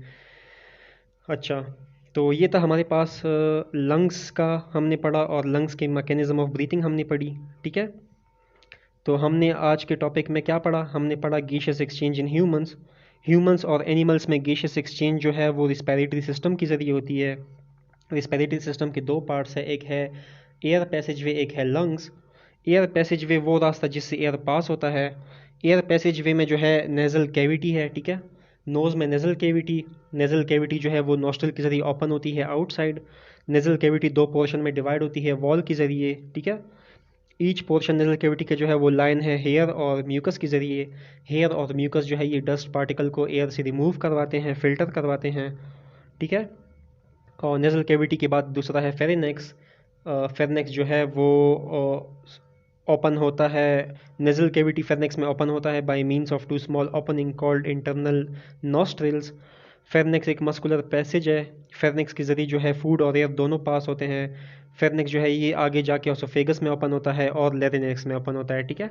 Air जो है वो फेरिनेक्स से इजीली जाता है लेरिनेक्स में। फेरिनेक्स के फ्लोर में एक नैरो ओपनिंग होता है जिसको ग्लोटिस बोलते हैं। ग्लोटिस जो है वो लेरिनेक्स में लीड होता है, तो एयर जो है वो फेरिनेक्स से लेरिनेक्स में मूव कर जाता है, ठीक है। लेरिनेक्स जो है वो वॉइस बॉक्स है, साउंड बॉक्स भी इसको बोलते हैं। लेरिनेक्स जो है वो कार्टिलेज से बना होता है। लेरिनेक्स में fibrous two pairs of fibrous brands होते हैं। ये जो फाइब्रस ब्रैंड्स हैं इनको वोकल कॉर्ड्स कहते हैं। जब एयर वोकल कॉर्ड से पास होता है तो वोकल कॉर्ड्स वाइब्रेट होते हैं। वोकल कॉर्ड की वाइब्रेशन की वजह से साउंड प्रोड्यूस होता है, इस वजह से लेरिनेक्स को वॉइस बॉक्स कहते हैं, ठीक है। लेरिनेक्स के बाद अगला पार्ट आता है ट्रैकिया। ट्रैकिया विंड पाइप होता है जो कि 25 सेंटीमीटर लॉन्ग ट्यूब होता है। ट्रैकिया जो है ओसोफेगस के इन फ्रंट प्रेजेंट होता है। ट्रैकिया में सी शेप कार्टिलेजिनस रिंग्स होते हैं जो कि ट्रैकिया को कोलैप्सिंग से बचाते हैं। चेस्ट कैविटी में इंटर होने के बाद ट्रैकिया डिवाइड होता है इनटू स्मॉलर ट्यूब्स जिनको ब्रोंकाई कहते हैं। ब्रोंकाई फिर आगे डिवाइड होते हैं इनटू फाइन ट्यूब्यूल्स जिसको ब्रोंक्यूल्स कहते हैं। ब्रोंक्यूल्स फिर आगे जो है अल्वोलर डक्ट्स में एंड होते हैं। अल्वोलर डक्ट्स आगे फिर अल्वलाई में जाते हैं। अल्वलाई सैक लाइक स्ट्रक्चर है। अल्वलाई जो है उसके साथ कैपिलरीज बाउंड हुई होती हैं आउटसाइड। पल्मोनरी आर्टरी जो है वो हार्ट से डी ऑक्सीजनेटेड ब्लड को अवे लेके जाता है। और जो पल्मोनरी आर्टरी है वो डिवाइड होता है arterioles, capillaries, venules and form pulmonary vein. Pulmonary vein जो है वो ऑक्सीजनेटेड ब्लड को हार्ट की तरफ लाता है। उसके बाद हमने एयर पैसेज वे कंप्लीट कर लिया। अब है लंग्स।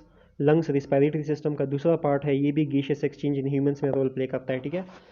लंग्स हमारे पास दो पेयर ऑफ लंग्स होते हैं थोरेसिक कैविटी में। लेफ्ट लंग जो है वो स्मॉलर होता है, 2 लोब होते हैं। राइट लंग बिगर होता है, 3 लोब्स होते हैं। 12 पेयर ऑफ रिब जो है वो हमारे पास चेस्ट वॉल बनाता है और इंटरकोस्टल मसल को बनाता है। डायफ्राम जो है वो थिक मस्कुलर स्ट्रक्चर होता है, ठीक है। और उसके बाद हमने पढ़ा मैकेनिज्म ऑफ ब्रीथिंग जिसमें इंस्पायरेशन और एक्सपायरेशन हमने पढ़ा। इंस्पायरेशन में रिब्स अपवर्ड रेज होते हैं और डायफ्राम जो है वो लोअर होता है, ठीक है।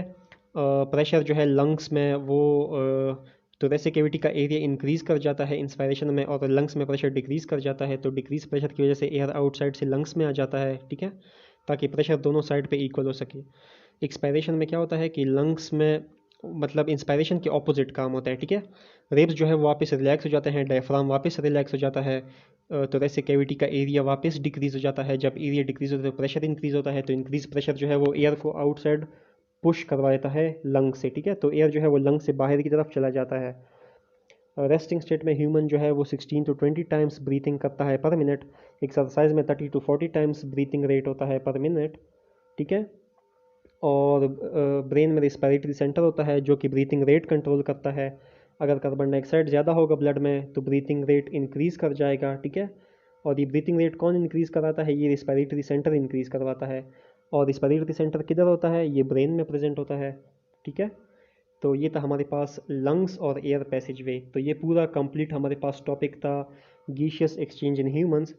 उसके बाद यहाँ पे इन्होंने एक टेबल दिया है जिसमें इन्होंने कंसंट्रेशन बताई है, ठीक है, amount of oxygen in inspire and expire air, ठीक है। तो ये परसेंटेज आपने याद कर लेनी है, सही है, एग्ज़ाम के लिए एमसीक्यूज़ में आ सकती है। अच्छा, उसके बाद नेक्स्ट कौन सा टॉपिक है? नेक्स्ट है रिस्पायरेटरी डिसऑर्डर्स, ठीक है, यानी कि रिस्पायरेटरी कौन कौन से डिसऑर्डर डिसीज़ है, ठीक है, तो वो हम पढ़ते हैं। अब हमारे पास जो रिस्पायरेटरी डिसऑर्डर है, ठीक है, वो हम डिस्कस करते हैं। There are a number of respiratory disorders which affect people. कहते हैं कि काफ़ी सारी रिस्पायरेटरी डिसीज़ डिसऑर्डर्स है जो कि लोगों को अफेक्ट करते हैं। The percentage of respiratory disorder is high in Pakistan. कहते हैं कि ये जो रिस्पायरेटरी डिसऑर्डर है इसकी परसेंटेज सबसे ज़्यादा पाकिस्तान में हाई है, ठीक है, पाकिस्तानी लोगों में। तो ये जो रिस्पायरेटरी डिसऑर्डर है ये पाकिस्तानी लोगों में ज़्यादातर पाए जाते हैं, ठीक है। It is due to more concentration of air pollutants not only in the urban but also in the rural atmosphere। ठीक है, कहते हैं कि पाकिस्तानी लोगों में इसकी परसेंटेज क्यों ज़्यादा है रिस्पिरेटरी डिसऑर्डर की।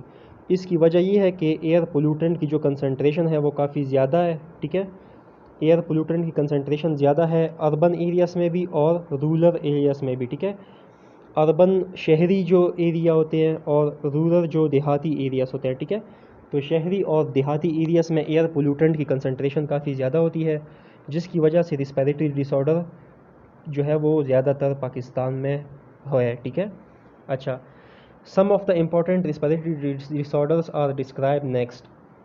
सबसे पहला रिस्पिरेटरी डिसऑर्डर है bronchitis. Bronchitis is the inflammation of bronchi और ब्रोंकियोल्स। ब्रोंकाइटिस नाम से ही पता है कि इसमें जो है ब्रोंकाई या ब्रोंकियोल्स की इन्फ्लेमेशन होगी। ठीक है, ब्रोंकाइटिस के केस में क्या होता है, जब बंदे को ब्रोंकाइटिस हो जाता है तो एक्सेसिव सिक्रीशन होती है म्यूकस की इनटू द ट्यूब्यूल्स। ठीक है, एक्सेसिव सिक्रीशन का मतलब म्यूकस की जो है वो ज़्यादा सिक्रीशन होती है ट्यूब्यूल्स में, जिसकी वजह से जो ट्यूबुलर वॉल है वो स्वेलिंग उसकी हो जाती है। ठीक है, ट्यूबुलर वॉल की स्वेलिंग हो जाती है एंड नैरोविंग ऑफ ट्यूब्स, और ट्यूब जो है वो नैरोविंग भी हो जाते हैं। ठीक है, it is caused by virus, bacteria और exposure to chemical irritants. Chemical irritants हमारे पास टोबैको स्मोक है। ठीक है, अगर वायरस होगा या बैक्टीरिया होगा या हमारे पास कोई टोबैको स्मोक या कोई केमिकल इरिटेंट होगा तो इस केस में हमारे पास ब्रोंकाइटिस कॉज हो सकता है। ठीक है, ब्रोंकाइटिस में ब्रोंकाई और ब्रोंक्योल्स की इन्फ्लेमेशन होती है, ट्यूबुलर वॉल्स जो है वो स्वेलिंग होती है एंड नैरोविंग ऑफ ट्यूब्स होता है। ठीक है, डायग्राम में अगर आप देखें लेफ़्ट साइड पे ब्रोंकाई नॉर्मल है। ठीक है, ग्रीन वाला, और राइट साइड पे जो ब्रोंकाई है वो इन्फ्लेम हुआ पड़ा है, उसकी जो स्वेलिंग है वो हुई पड़ी है। ठीक है, और नैरोविंग भी हुई है उसकी राइट वाली ब्रोंकाई की डायग्राम में। अच्छा, अब ब्रोंकाइटिस के हमारे पास दो टाइप्स है, एक है एक्यूट ब्रोंकाइटिस, एक है क्रॉनिक ब्रोंकाइटिस। सबसे पहले आपको एक्यूट एंड क्रॉनिक लफ्ज़ का पता होना चाहिए। एक्यूट उस डिसीज़ को बोलते हैं जो कि सडनली डेवलप हो। ठीक है, और शॉर्ट टाइम तक हो। ठीक है, शॉर्ट टाइम के बाद वो डिसीज़ फिर ख़त्म हो जाती है, तो शॉर्ट टाइम तक जो डिसीज़ लास्ट करती है उसको एक्यूट डिसीज़ बोलते हैं, और क्रोनिक डिसीज़ जो है वो लॉन्ग टाइम तक रहती है। ठीक है, क्रोनिक डिसीज़ स्लोली डेवलप होती है। तो ये था क्रोनिक एंड एक्यूट के बीच में फ़र्क। ठीक है, अब acute bronchitis usually last about 2 weeks and patient recover with no damage to the bronchi और ब्रोंक्योल्स। कहते हैं कि जो एक्यूट ब्रोंकाइटिस है वो शॉर्ट टाइम तक होता है, 2 वीक्स तक रहता है, और 2 वीक्स के बाद जो पेशेंट है वो रिकवर कर जाता है इस बीमारी से। ठीक है, with no permanent damage to the bronchi और ब्रोंक्योल्स, और ब्रोंकाई और ब्रोंक्योल्स की कोई परमानेंट डैमेज भी नहीं होती। In chronic bronchitis the bronchi develop chronic inflammation. अब जो क्रोनिक ब्रोंकाइटिस है उसमें ब्रोंकाई जो है वो क्रोनिक इन्फ्लेमेशन होती है उसकी, और क्रोनिक ब्रोंकाइटिस में जो है inflammation last for 3 months to 2 years. हमने शुरू में कहा था कि क्रोनिक का मतलब होता है लॉन्ग टाइम तक। ठीक है, तो क्रोनिक जो ब्रोंकाइटिस है ये 2 महीनों से लेकर 3 महीनों से लेकर 2 साल तक रहती है। ठीक है, क्रोनिक ब्रोंकाइटिस। अब क्रोनिक ब्रोंकाइटिस के सिम्टम्स देखते हैं। अगर किसी बंदे को ब्रोंकाइटिस हो गया तो उसकी निशानियाँ क्या क्या होगी। ठीक है, निशानियाँ का मतलब सिम्टम्स। सबसे पहले उसको कफ होगा। ठीक है, मतलब खांसी। माइल्ड वीजिंग होगी यानी गिड़गिड़ाहट जिसको कहते हैं। फीवर होगा। चिल्स होगा, चिल्स का मतलब सर्दी लगना। शॉर्टनेस ऑफ ब्रेथ, सांस लेने में उसको तकलीफ़ होगी। ठीक है, ब्रेथ शॉर्टनेस होगी उनकी उसको। अच्छा, ये था हमारे पास ब्रोंकाइटिस, और इसके हमने 2 टाइप्स पढ़े। ठीक है, क्रोनिक और acute bronchitis.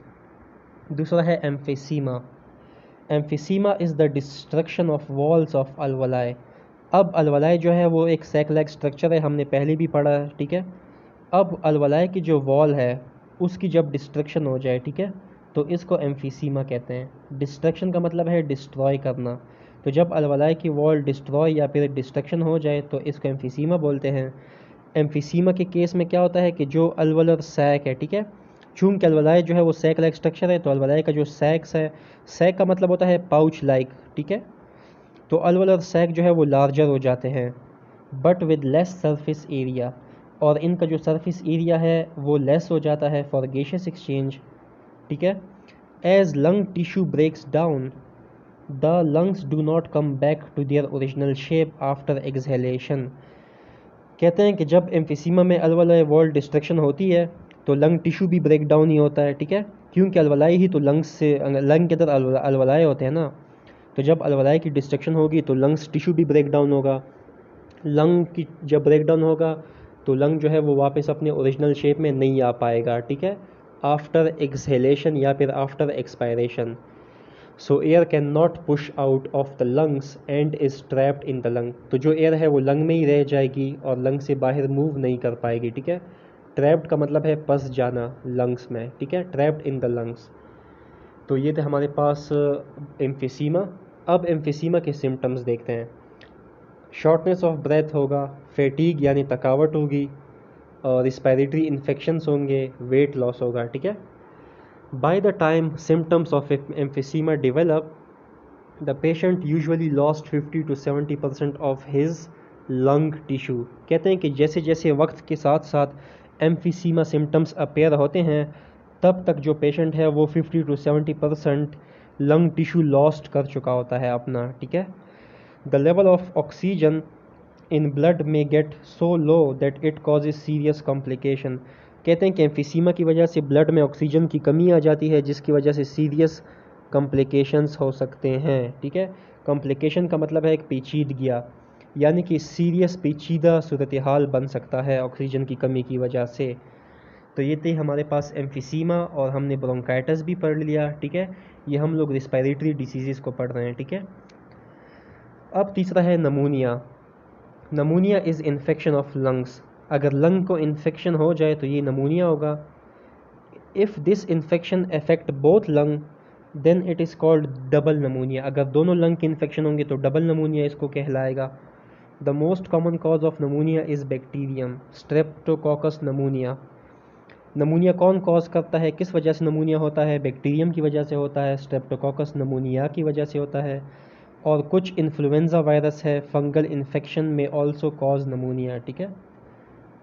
When the causative organism enter alveoli, causative organism का मतलब वो ऑर्गेनिज्म जो कि नमूनिया कॉज करे, ठीक है, उनको बोलते हैं कॉजेटिव ऑर्गेनिज्म। कॉजेटिव ऑर्गेनिज्म कौन कौन से हैं? बैक्टीरिया है, स्ट्रेप्टोकोकस है, इन्फ्लुएंजा वायरस है। तो जब ये अलवलाई में इंटर होते हैं ये ऑर्गेनिज्म, दे सेटल देयर, वहाँ पे सेटल हो जाते हैं अलवलाई में, एंड ग्रो इन नंबर, और अलवलाई में जो है ये ग्रो करते जाते हैं। They break the lung tissues and the area become filled with fluid and pus, ठीक है। ये जो ऑर्गेनिज्म है, ठीक है, ये क्या करते हैं? लंग टिश्यू की ब्रेक डाउन करते हैं, और जो एरिया है लंग का, लंग टिश्यू का, वो फ्लूइड से फिल्ड हो जाता है, ठीक है, फ्लूइड से भर जाता है। The symptoms of नमूनिया include a cold that is followed by a high fever.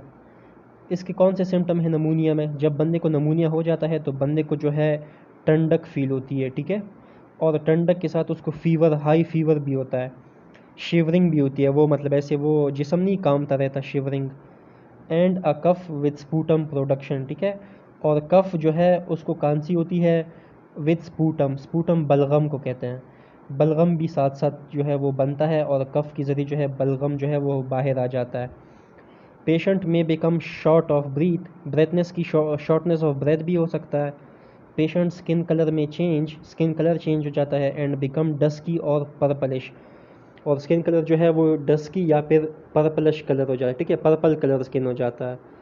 It is due to poor oxygenation of blood, blood की पुअर ऑक्सीजनेशन की वजह से। Vaccine are available to prevent pneumonia, pneumonia की treatment के लिए vaccines available होते हैं। caused by pneumonia, antibiotics are used in the treatment of this type of pneumonia। और इसके अलावा वैक्सीन के अलावा एंटीबायोटिक्स भी हम लोग देते हैं नमूनिया को ट्रीट करने के लिए, ठीक है।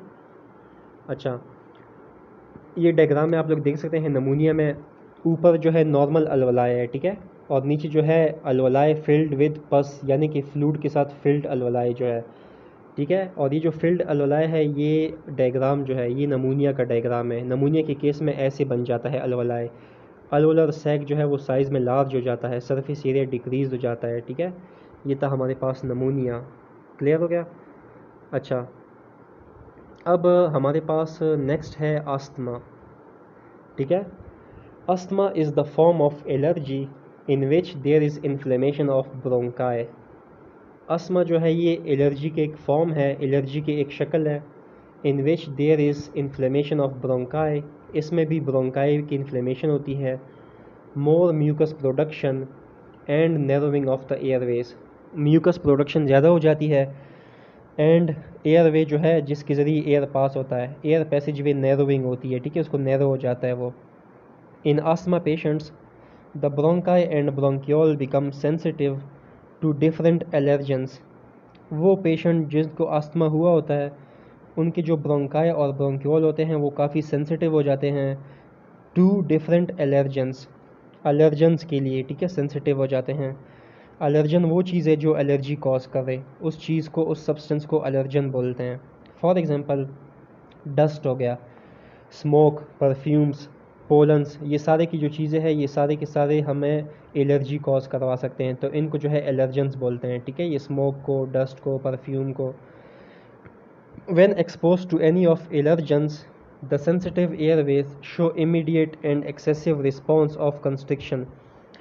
कहते हैं कि जब इस किस्म का कोई भी एलर्जन जो है वो हमारे एयरवे में दाखिल हो जाता है तो जो सेंसिटिव जो एयरवे है, ठीक है, तो वो एयरवे जो है वो इमीडिएट, एकदम तेज़ी से जो है इमीडिएट रिस्पॉन्स शो कर लेता है, ठीक है, ऑफ कंस्ट्रिक्शन, कंस्ट्रिक्शन हो जाती है एयरवे की, एयरवे जो है वो नैरो हो जाता है, उसकी कंस्ट्रिक्शन हो जाती है, ठीक है।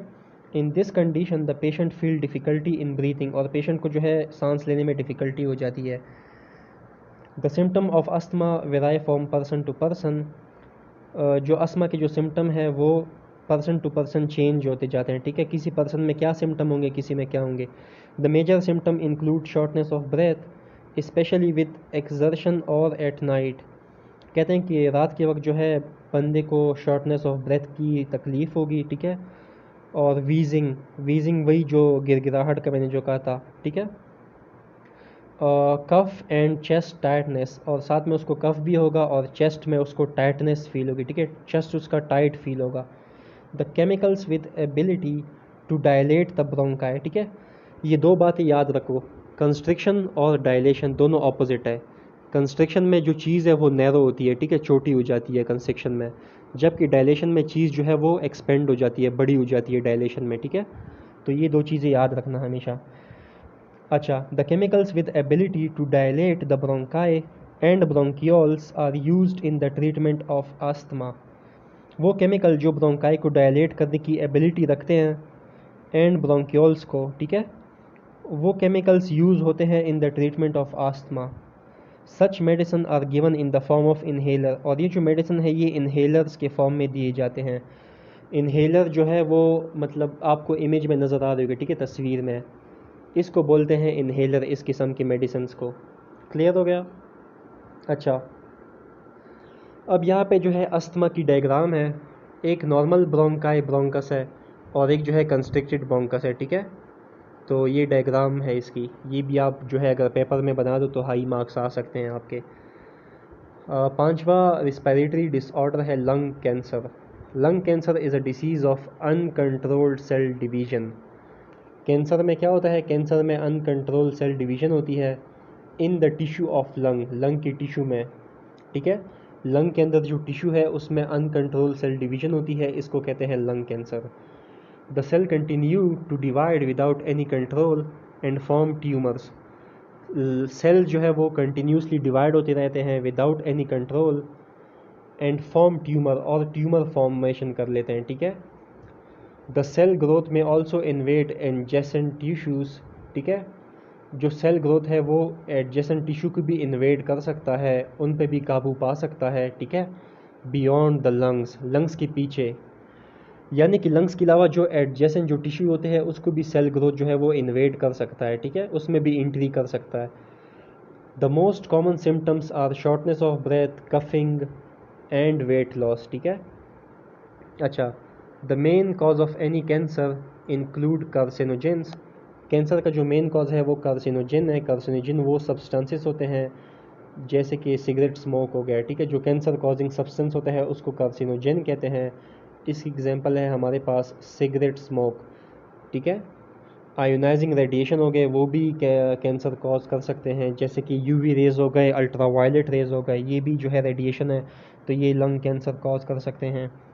वायरल इन्फेक्शन भी लंग कैंसर कॉज कर सकते हैं, ठीक है। Smoking is the main cause of lung cancer. This risk of lung cancer is significantly lower in non smoker. कहते हैं कि जो स्मोकर बंदा होता है उसमें लंग कैंसर जो है वो मतलब जल्दी डेवलप हो जाता है as compare to non smoker के केस में, ठीक है। Cigarette smoke contains over 50 non carcinogens. कहते हैं कि सिगरेट स्मोक के अंदर 50 कार्सिनोजेन प्रेजेंट होते हैं, ठीक है, 50 नॉन कार्सिनोजेंस। अच्छा, passive smoking, the inhalation of smoke from another smoking. Passive smoking का मतलब होता है जैसे कि फॉर एग्जांपल एक बंदा सिगरेट पी रहा है और दूसरा उसके साथ खड़ा है, ठीक है। तो जो सिगरेट पी रहा है उसका जो सिगरेट का जो धुआं है वो इस दूसरे बंदे के अंदर भी चला जाता है, ठीक है। तो इसको कहते हैं passive smoking. Passive smoking the inhalation of smoke from another smoking, ठीक है। यानी कि अदर पर्सन जो स्मोक कर रहे थे उससे जो स्मोक आती है वो स्मोक अगर इनहेल करे पर्सन, इसको पैसिव स्मोकिंग कहते हैं। Is also a cause of lung cancer. तो जो पैसिव स्मोकिंग है, पैसिव स्मोकिंग की वजह से भी लंग कैंसर कॉज हो सकता है, ठीक है। तो ये बात हमें पता चल गई कि ज़रूरी नहीं है कि अगर हम लोग सिगरेट नहीं पियेंगे तो हमें कैंसर नहीं होगा। सिगरेट ना पीने की वजह से अगर हम जो है किसी स्मोकिंग बंदे के साथ खड़े होंगे करीब, तब भी हमें कैंसर कॉज हो सकता है, ठीक है। The smoke from burning end of a cigarette is more dangerous than the smoke of from the filter and. कहते हैं कि सिगरेट का जो बर्निंग एंड है, सिगरेट का जो जला हुआ एंड नहीं होता, जो जगह मतलब सिगरेट का जो जिस साइड पे जो जलता है सिगरेट ना, उस साइड का जो स्मोक है वो काफ़ी डेंजरस होता है as compare to the filter end. और दूसरा जो फिल्टर एंड होता है, ठीक है। तो फिल्टर एंड के मुकाबले में जो सिगरेट का जो बर्निंग जो एरिया पोर्शन होता है, साइड होता है, उसका स्मोक जो है वो काफ़ी डेंजरस होता है। सही हो गया।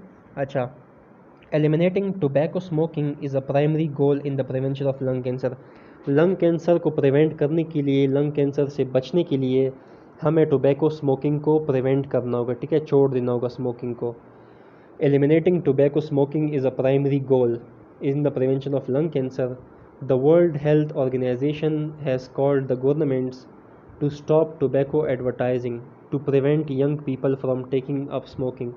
जो वर्ल्ड हेल्थ ऑर्गेनाइजेशन है इसने गवर्नमेंट को बताया हुआ है, वार्निंग दी है कि आप लोग जो है टोबैको स्मोकिंग की एडवर्टाइजमेंट मत करें, ठीक है, ताकि जो यंग जो नौजवान लोग हैं वो स्मोकिंग ना करें, ठीक है। अगर गवर्नमेंट जो है वो एडवर्टाइजमेंट करेगी स्मोकिंग की तो फिर यंग लोग भी स्मोकिंग के ऊपर आ जाएंगे, ठीक है। तो ये सीन है। Bad effects of smoking, smoking की क्या क्या बुरे नताइज है, ठीक है, क्या क्या बुरे असरात है स्मोकिंग के। Smoking is harmful due to the chemical in cigarette and smoke, ठीक है। Tobacco smoke contain 4,000 different chemicals. Tobacco smoke में 4,000 डिफरेंट केमिकल्स होते हैं, जिनमें से एटलीस्ट 50 कार्सिनोजन होते हैं, ठीक है, and many are poisonous. Many people think that lung cancer is the only smoking related disease and it is the number one cause of death among smokers, but it is not right. Cigarette smoke affects the body from head to toe. Smokers have a much higher risk of developing a number of life-threatening diseases. ये कहते हैं ना कि smoking करने के साथ साथ और लाइफ थ्रेटनिंग जो डिसीज़, ख़तरनाक जो रिस्की डिसीज़ है वो भी स्मोकिंग की वजह से कॉज हो सकती है, ठीक है। स्मोकिंग जो है ना, सिगरेट स्मोकिंग, ये बॉडी को सर से लेकर पाँव तक पूरा का पूरा इफ़ेक्ट करता है, सही है। तो ये पैराग्राफ में ये बात बताई है इन्होंने। तो स्मोकिंग में क्या होता है, सिगरेट टोबैको स्मोकिंग में, उसमें 4,000 डिफरेंट केमिकल होते हैं, जिसमें 50 कार्सिनोजन होते हैं एंड मैनी पॉइजन्स होते हैं, ठीक है। तो यहाँ पे जो है डायग्राम में नॉर्मल लंग को देख लो और स्मोकर वाली लंग को देख लो, ठीक है, आपको फ़र्क पता चल जाएगा। स्मोकिंग में also lead to the cancer in kidney. Smoking जो है वो किडनी कैंसर भी कॉज कर सकता है। Oral cavity, larynx, breast, bladder, pancreas, इन सारे के सारे ऑर्गन्स में कैंसर स्मोकिंग की वजह से कॉज हो सकता है, ठीक है। Many chemicals in tobacco smoke damage air passage way. Air passage वे को भी केमिकल्स डैमेज कर सकता है टोबैको स्मोक में, विच लीड्स टू द एम्फेसीमा, जिसकी वजह से एम्फेसीमा हो सकता है, एंड अदर रिस्पिरेटरी डिसऑर्डर्स, ठीक है। अच्छा, smoking also affect circulatory system. Smoking हमारे सर्कुलेटरी सिस्टम को भी अफेक्ट करता है। टोबैको स्मोक, टोबैको तंबाकू को कहते हैं, ठीक है, और स्मोक धुएं को कहते हैं। तो टोबैको का जो स्मोक होता है, तंबाकू का स्मोक होता है, उसमें कार्बन मोनोऑक्साइड होता है। ये जो कार्बन मोनोऑक्साइड है ये हेमोग्लोबिन की ऑक्सीजन कैरिंग कैपेसिटी को डिक्रीज़ करता है, ठीक है। एक हेमोग्लोबिन अपने साथ 4 ऑक्सीजन को कैरी करता है, इसको ऑक्सीजन कैरिंग कैपेसिटी बोलते हैं। तो हेमोग्लोबिन की जो ऑक्सीजन कैरिंग कैपेसिटी है वो डिक्रीज़ हो जाती है कार्बन मोनोऑक्साइड की वजह से, ठीक है। और कार्बन मोनोऑक्साइड जो है वो टोबैको स्मोक में प्रेजेंट होता है। इसके अलावा other chemicals in smoke increase the production of platelets. कुछ और केमिकल्स भी होते हैं स्मोक में जो कि ब्लड प्लेटलेट्स की प्रोडक्शन को इंक्रीज़ करते हैं, अगर प्लेटलेट जो है वो मोर देन नॉर्मल हो, ठीक है। अगर प्लेटलेट्स नॉर्मल नंबर से काफ़ी ज़्यादा हो तादाद में, तो platelets make the blood vicious. तो जो प्लेटलेट है वो ब्लड को विस्कस बनाते हैं, ठीक है, यानी कि ब्लड जो है वो गाढ़ा बन जाता है प्लेटलेट्स की वजह से। And it can lead to arteriosclerosis. Arteriosclerosis में क्या होता है कि जो आर्टीरियल वॉल है, ठीक है, आर्टरीज का जो वॉल है उसकी थिकनिंग एंड हार्डनिंग हो जाती है, इसको आर्टीरियोस्क्लेरोसिस कहते हैं। तो प्लेटलेट की वजह से ब्लड जो है वो विस्कस हो जाता है और आर्टीरियोस्क्लेरोसिस भी हो सकती है। Smoker are at great risk of developing infection particularly in the lung, ये तो हमें पता ही है। For example smoking increase the risk of TB. Tuberculosis का मतलब होता है टीबी। आपने अक्सर मतलब नॉर्मल लोगों से सुना होगा ना कि फ़लाँ बंदे को टीबी हो गई, तो टीबी को जो है ट्यूबरक्लोसिस भी कहते हैं। तो स्मोकिंग की वजह से टीबी का चांस जो है वो इंक्रीज़ हो जाता है बाय 2 to 4 टाइम्स, 2 से 4 गुना जो है वो ज़्यादा हो जाता है टीबी का चांस, ठीक है। और इसके साथ नमूनिया की चांसेस भी ज़्यादा हो जाते हैं अगर जो स्मोकिंग जो करता हो। Smoking is also responsible for weakening and staining the teeth. Smoking की वजह से दांत कमज़ोर भी हो सकते हैं और दांत जो है उसकी स्टेनिंग भी हो सकती है, ठीक है, यानी कि दांत जो है वो ऐसे येलो येलो भी हो सकते हैं। Tooth loss for 2 to 3 minutes higher in smoker than non smoker. कहते हैं कि जो दांत टूथ लॉस जो है, ठीक है, दांतों का जो टूटना है, तो वो 2 से 3 गुना ज़्यादा होता है, ठीक है, as compare to non smoker के केस में। अच्छा, तो ये था हमारे पास लंग कैंसर, ठीक है, हमने बैड इफ़ेक्ट्स भी देख लिए। अब हमारे पास नेक्स्ट है MCQs, ठीक है। पहला MCQ है process of gaseous exchange involves. कहते हैं कि गैसियस एक्सचेंज में क्या होता है। पहला ऑप्शन है break down of carbon hydrogen bond, ये तो नहीं हो सकता क्योंकि ये तो सेलुलर रिस्पायरेशन में होता है। फिजिकल मूवमेंट, ये तो ब्रीथिंग में होता है। Getting oxygen from the air and removing carbon dioxide, यानी कि एयर का इनसाइड आना और कार्बन डाइऑक्साइड का बाहर, ऑक्सीजन का इनसाइड मूव होना, कार्बन डाइऑक्साइड का बाहर मूव होना, तो इसी को गैसियस एक्सचेंज कहते हैं। तो ये ऑप्शन ठीक है, तो ऑप्शन सी हम लोग चूज़ कर लेंगे, ठीक है। उसके बाद है गैसियस एक्सचेंज इन लीफ ऑकर थ्रू स्टोमेटा। हमें पता है कि गैसियस एक्सचेंज स्टोमेटा के जरिए होता है। स्टोमेटा छोटे छोटे पोर्स होते हैं लीफ की लोअर एपिडर्मिस में। तीसरा MCQ है how many bronchi are there. हमें पता है कि हमारे पास 2 ब्रोंकाई होते हैं, एक को लेफ़्ट ब्रोंकस कहते हैं, एक को राइट ब्रोंकस कहते हैं। दोनों जो ब्रोंकस है वो लंग्स में जाते हैं, ठीक है। राइट ब्रोंकस राइट लंग में, लेफ़्ट ब्रोंकस लेफ़्ट लंग में जाता है। What does the gaseous exchange where gaseous exchange take place in human में जो गैसियस एक्सचेंज है वो अलवलाई में होता है, ठीक है। अलवलाई से फिर जो गैस है वो कैपिलरी में, ब्लड कैपिलरी में चला जाता है। अच्छा, तो इसमें ऑप्शन डी है। पांचवा MCQ है which structure actively help in taking the air out of the lung. कहते हैं कि लंग से एयर एक्टिवली बाहर कैसे जाता है, किस स्ट्रक्चर की वजह से जाता है। तो जब हम लोग ड्यूरिंग एक्सपायरेशन या फिर एक्सहेलेशन, जब हम लोग एयर को अपनी बॉडी से आउटसाइड मूव करवाते हैं, तो जो डायफ्राम है वो रिलैक्स हो जाता है, ठीक है। डायफ्राम रिलैक्स होने की वजह से क्या होता है कि जो थोरेसिक कैविटी है उसका जो सरफेस एरिया है थोरेसिक कैविटी का वो डिक्रीज़ कर जाता है। और जब भी एरिया डिक्रीज़ करेगा तो आपको मैंने क्या बताया था कि प्रेशर इंक्रीज़ कर जाएगा। तो जब प्रेशर इंक्रीज़ करेगा लंग्स में, तो जो एयर है वो लंग से बाहर की तरफ आउटसाइड पुश हो जाएगी, ठीक है। तो जो हमारे पास डायफ्राम स्ट्रक्चर है ये एयर को आउटसाइड मूव करवाता है लंग से, तो ऑप्शन डी। उसके बाद छठा MCQ है the primary chemical stimulus for breathing is the concentration of. ये हमने टॉपिक में पढ़ा भी था कि अगर ब्लड में कार्बन डाइऑक्साइड ज़्यादा होगा कंसनट्रेशन, तो जो ब्रीथिंग सेंटर है, ठीक है, ब्रेन में रिस्पिरेटरी सेंटर जो है वो ब्रीथिंग को इंक्रीज़ करा देगा। तो इसमें ऑप्शन ए आता है, ठीक है। तो हमारे पास जो ब्रीथिंग कंट्रोल करने के लिए जो स्टिमुलस है वो कार्बन डाइऑक्साइड है, कार्बन डाइऑक्साइड, और वो भी इन ब्लड में, ठीक है, सिर्फ ब्लड वाला। अच्छा, दूसरा है पॉइंट आउट फॉल्स स्टेटमेंट। कहते हैं कि कौन सा स्टेटमेंट गलत है अबाउट रिस्पायरेशन के बारे में। रिस्पायरेशन में क्या होता है, रिस्पायरेशन में जो है कार्बन हाइड्रोजन बॉन्ड ब्रेक होता है, ठीक है, ये हमें पता है। पहला है गैसेस कैन पास थ्रू अल्वलाई, ये भी ठीक है। Gas exchange in lung is efficient because lung large surface area, ये भी ठीक है, लंग का सरफेस एरिया लार्ज होता है।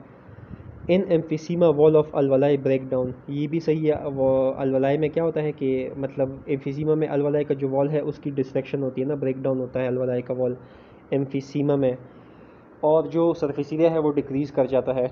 लेकिन यहाँ पे लिखा हुआ है कि emphysema wall of alveoli break down and increase surface area, more surface area, तो ये गलत हो गया। तो ये जो स्टेटमेंट है ये गलत है, तो इसको हम लोग यहाँ पे चूज़ करेंगे, ठीक है। अगला एमसीक्यू है a disease involving break down of air sac of the lungs. हमें पता है कि जो अलवलाई के जो एयर सैक्स है वो डिस्ट्रक्शन उसकी ब्रेक डाउन कहाँ पे होती है, एम्फीसीमा में होती है, तो एम्फीसीमा यहाँ पे हम लोग चूज़ करेंगे, ठीक है। उसके बाद अगला है which process does not occur in the nasal cavity. Nasal cavity में म्यूकस होता है जो कि डस्ट पार्टिकल को ट्रैप करता है, ये भी ठीक है। इनकमिंग एयर को ह्यूमिडिफिकेशन करता है, मॉइस्ट करता है, ये भी ठीक है। वार्म करता है, ये भी ठीक है। चौथा ऑप्शन है exchange of gases. Nasal cavity में गैस एक्सचेंज नहीं होता, गैस एक्सचेंज अलवलाई में होता है, ठीक है। तो नेज़ल कैविटी में गैस एक्सचेंज नहीं होता, तो ऑप्शन डी यहाँ पे हम लोग चूज़ करेंगे। आखिरी एमसीक्यू है what type of blood vessels around alveoli. हमने हमने कितनी बार ये बात की है कि अलवलाई से जो गैसेस है वो कहाँ पे एक्सचेंज होते हैं, कैपिलरी में एक्सचेंज होते हैं। तो अलवलाई को जो है किसने किस सराउंड किया होता है, कैपिलरी ने सराउंड किया होता है, ठीक है। अब हमारे पास यहाँ पे कुछ शॉर्ट क्वेश्चंस हैं, ठीक है। इन शॉर्ट क्वेश्चंस को हम लोग देखते हैं वन बाय वन। सबसे पहला क्वेश्चन है differentiate between breathing and cellular respiration. Breathing का हमें पता है कि ब्रीथिंग जो है वो एयर की मूवमेंट है इन एंड आउट, ठीक है। Movement of air in and out is called breathing. जबकि जो सेलुलर रिस्पायरेशन है उसमें कार्बन हाइड्रोजन बॉन्ड की ब्रेकेज होती है, ठीक है, फूड की। तो वो हमें पूरा डिटेल से पता है। दूसरा क्वेश्चन है trace the path of air from nasal cavity to the alveoli. कहते हैं कि एयर नेजल कैविटी से अलवलाई तक कैसे पहुंचता है, वो पूरा पाथवे पैसेज वे बताना है। तो नेजल कैविटी के बाद फेरिनेक्स में जाता है एयर, फेरिनेक्स से लेरिनेक्स में जाता है, लेरिनेक्स के बाद ट्रेकिया में जाता है, ट्रेकिया से एयर ब्रोंकाई, ब्रोंकियोल्स, अलवुलर डक्ट्स, और अलवुलर डक्ट से एयर जो है वो फिर अलवलाई में जाता है, और अलवलाई से जो एयर है वो फिर एक्सचेंज हो जाता है, कैपिलरी में चला जाता है, ब्लड कैपिलरी में, ठीक है। तो ये पाथवे था। तीसरा क्वेश्चन है how you differentiate between stomata and lenticel. Stomata जो है वो लीव की लोअर एपिडर्मिस में प्रेजेंट होता है, जबकि जो लेंटिकल है वो बार्क के लेयर में प्रेजेंट होता है, ठीक है। तो ये डिफरेंस है। बाकी स्टोमेटा भी पोर्स होते हैं छोटे छोटे, लेंटिकल भी पोर्स है, ठीक है। दोनों जो है एयर को पास करवाते हैं, लेकिन डिफरेंस बस यही है कि स्टोमेटा लीव की लोअर एपिडर्मिस में होता है, जबकि लेंटिकल बार्क में होता है, ठीक है, बार्क के लेयर में। अच्छा, अंडरस्टैंडिंग द कॉन्सेप्ट।